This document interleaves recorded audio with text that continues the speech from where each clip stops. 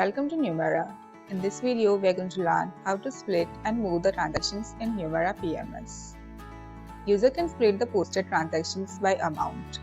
When a transaction is split, it is divided into two amounts in separate windows.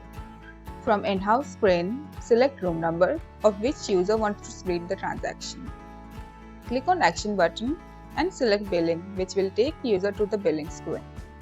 To split the transaction into two, user has to create new window.